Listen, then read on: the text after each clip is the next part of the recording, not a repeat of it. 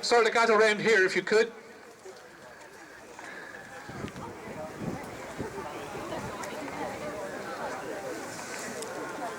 It's good to see so many of you here. I know some of you have come a very long way, and I can assure you the people of the Southwest welcome and thank all those that have come a long way, besides the fact that there's a lot of people here locally who we also are thankful for they're here. A lot of you people would have been out on badger patrols fighting the Cull, both in Somerset and Gloucestershire, and I'm afraid we don't know what's going to happen at the moment, but the rumours are that the government will still pursue culling in Somerset and in Gloucestershire and potentially roll out into Dorset, which is obviously better than what we anticipated originally, but it's still disastrous for the animals that we all care about, not just badgers but wildlife in general. So first of all, thank you all for coming. Thank you for those people who have organised today, particularly Andy and Tamsin, and thank you for the speakers who've turned up to help us and give us their views on various issues. We will talk about the march later. I'll give you a little bit of advice and a little bit of instruction on what we need you to do when we start marching. We have a number of people here wearing fluorescent jackets, and those are the marshals. And we have 3 of our colleagues from the police liaison who are wearing blue tabards. And they're going to be here to make sure we get around safely and that we behave ourselves, not that there should be any problems in that sense. Okay, so I'm not going to go any longer than that, other than to say I'm going to introduce the first speaker, and the first speaker is Amma Menick, and Amma's a local lady from down in South Devon who's going to talk about badger vaccination.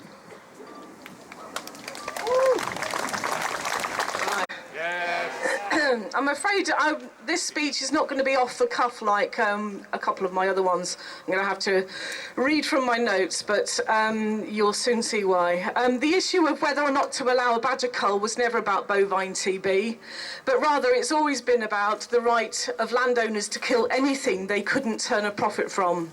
This was always about eroding all the animal welfare laws this country has taken 30 years and more to build up, to disempower animal protection groups such as the RSPCA, and to give the public no say whatsoever as to what happens in the British countryside. Gavin Grant, who used to be the leader of the RSPCA, said at a conference in Taunton last year that the British countryside and its wildlife belongs to all of us, that it is our birthright. And that as human beings, we have a spiritual need to live in a thriving and diverse ecosystem. And I can't tell you how much it made my heart sing to hear a man in a suit say that. David Cameron and his supporters would have us return to a feudal era where the British public were peasants and knew their place, where landowners would have more power and rights than anyone else, and their word would be law. He isn't concerned that his party has given life and death powers over a protected species to an undemocratic and unelected body, namely the NFU. He isn't bothered that local councils, particularly in the West Country and most recently here in Devon, contain many councillors who will represent the interests of the NFU and the Countryside Alliance over the wishes of the people who elected them. He isn't bothered that, quite apart from his electoral pledge to be the greenest government ever, his minority government has done more harm to the environment than any other in my lifetime. As if that wasn't enough, this relentless drive for an irrational, politically motivated, unscientific, immoral, criminally expensive, barbaric and inhumane slaughter of a protected species has done untold harm, not just to the image of Britain, but also to British farming. A bright spotlight has been shone on many farming practices, most especially the dairy industry, and what we've seen has not been pretty. It has affected all areas of British farming today, from the Soil Association's lack of leadership and misinformation on badgers, right through to the worst excesses of industrial dairy farming, wringing every last penny out of the lives and milk of cows to the expense of their life, health and welfare. The NFU and those farmers who have pushed for a badger cull have harmed not just the rural communities where their wish was granted in Somerset and Gloucestershire, but they have also harmed the wider farming community through their greed, bloodlust, superstition and disregard for both the laws of this land and the wishes of the British public. This whole drama to dominate both the countryside and Westminster has shown that it isn't the badgers who are out of control, but it is in fact the NFU who are out of control. Established during the Second World War during a national crisis to give the countryside a voice in Westminster, the NFU is now a financial institution consisting largely of bankers, representing less than 20% of British farmers, and they have gone from helping to solve a national crisis to actually creating a national crisis. The politicians who helped to create this crisis with them, both nationally and locally, are also still in power. Some of you will be voting in local elections in just over a year's time. If your local council has voted on a badger cull, find out if your local councillor voted to allow a badger cull on council-owned land, and name and shame them in your community if they did. Tell your neighbours and local friends, write to your local newspaper about it, attend hustings if there are any, and embarrass the hell out of them. Do the same with your local MPs in the national election next year as well. I'm happy to start the process here and now. The Devon County Council voted 3/5 in favour of a badger cull on council-owned land last month, and many of those voting in favour of killing a protected species had considerable vested interest. Here are just a few. I'm going to name and shame them. Councillor Berry, NFU and Countryside Alliance, as well as completely incapable of reading a badger cull report. Councillor Bowden, NFU and Countryside Alliance. Councillor Brooke, NFU, Countryside Alliance, Game Fair Conservancy Council, and the Country Landowners Association, who organise game fairs. That's 4 associations he belongs to. Councillor Chugg, NFU. Councillor Colthrop, Countryside Alliance. Councillor Dempster, Countryside Alliance. Councillor Dewhurst, Country Landowners Association. Councillor Hart, NFU. Councillor Julian, NFU. Councillor Sellis, Countryside Alliance. Councillor Yabsley, NFU and the British Association of Shooting and So-Called Conservation. That's a total of 11 councillors who are also representing up to 5 different interest groups in favour of shooting and actively killing British wildlife.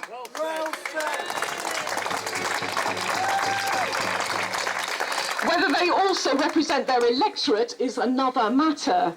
Who knows how many more councillors are also members of Hunts, as they didn't have to declare this. The 3 petitions opposing the badger cull that were handed in the month before were never even mentioned in that meeting. The 3rd petition alone totalled 6,426 signatures, and I'd like to remind you all, as if you probably don't know, is that it only took 3 weeks to get those signatures. That's how much we care about this. The vote was not recorded on film so that the electorate cannot see if their local councillor reflected their views. And there was no indication as to how this killing would be paid for at a time of massive government cuts.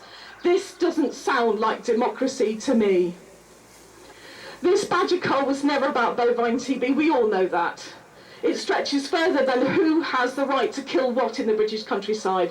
It stretches further even than how our food is produced and the welfare standards we expect. It stretches all the way to Parliament, to who has power, either elected or through the back door, as to how democracy works or doesn't in the UK today.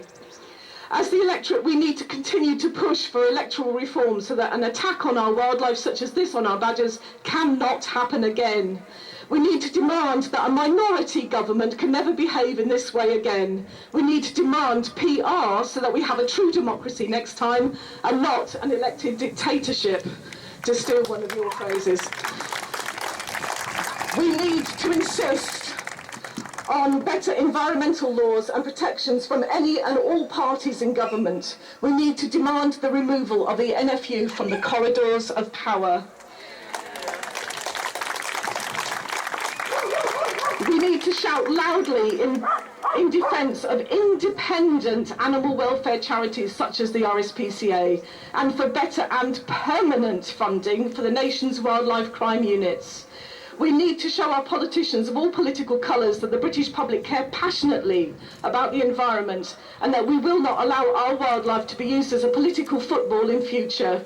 We need to recall why the Conservatives were known as the Nasty Party in the 1980s and assure them that we will not forget what they have done to our country and to our countryside in the 21st century. We need to demand of the next government a repeal of the gagging law, which gives a voice to the British public. Those farmers who wish to be known as the custodians of the countryside also need to shout loudly about ways of increasing and maintaining biodiversity in the British countryside, for your reputation has taken a battering thanks to the NFU.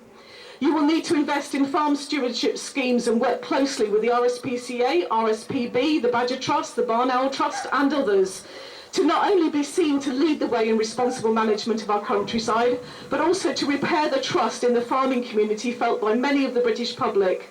And in turn, as consumers, we need to push for better subsidies for environmentally responsible farming, especially as they have recently been reduced. Terrific harm has been done to our countryside during this government, and it's up to the farming community to help to repair it. Those of you with badger sets in TB hotspot areas, get your badgers vaccinated against TB. Every county now has a team of willing volunteers to do this for free or very cheaply indeed. If you hear of farmers committing wildlife crimes, call the wildlife crime units, just as all responsible citizens across this country have been doing. Defend your patch of Eden from pollution, neglect, abuse and violence. Demonstrate by your actions that farming should not be the rape of the British countryside, but can be done responsibly with high animal welfare standards and with an eye to achieving and maintaining good biodiversity levels. Join other responsible farmers committed to help wildlife thrive in the UK and create a new voice for farming independent of the NFU. Contact the RSPB, who are planning to set up an alternative to the NFU, and show an interest in their stewardship scheme and help to repair the damage done by this government in your name. For those of you who don't own land, become a wildlife crime detective. Monitor badger sets in your area regularly. Photograph them when those sets are not interfered with so that you can prove if they do get attacked. Join your local badger group, and if you live in Devon, join the Devon Badger Defenders group so that you can report on what is happening in your area. If you are able to go to the Cull zones in Somerset, Gloucestershire and possibly Dorset come June the 1st, do so. Walk the footpaths or stake out a badger set to keep a vigil nearby, or sit in your car and guard a driveway. It's astonishing how many lives can be saved by people just sitting in their cars overnight with a thermos flask to hand. Fundraise for night vision and infrared binoculars and such like if you can't get to the Cull zones in person. Pester your MP, your local councillors and your local police service about the costs, the pointlessness and the lack of scientific rigour in these so-called culls. Talk about these issues in your local community, in community groups, WI, youth groups, colleges. Get speakers in, write letters to your local newspaper. In short, don't take the continued threat of more badger culls lying down. Polish your ability to be a pain in the bum and organise. Those that can commit to getting up in the early hours, train to become a badger vaccinator. If you're in Devon, talk to me about it. If you don't live in Devon, approach your local badger group and wildlife trusts, many of which are training up badger vaccinators. The AHVLA vaccination training course is full for this year, but they have said they will consider running more courses this year if there is a demand, so get yourself on the waiting list if you haven't already done so. Those who can't commit the time to help fundraise instead, or contact farmers about badger vaccination. Finally, I'm delighted to announce that in May, from the 22nd to the 31st, there will be a march called the Great Badger Trail from Gloucester to London. This will be like an Aldermaston march, but for the badgers. We will be walking through Gloucester to Cirencester, Witney, which is David Cameron's constituency, incidentally, and we hope to get some politicians to come along and make some pithy comments about this present government and Owen Paterson in particular.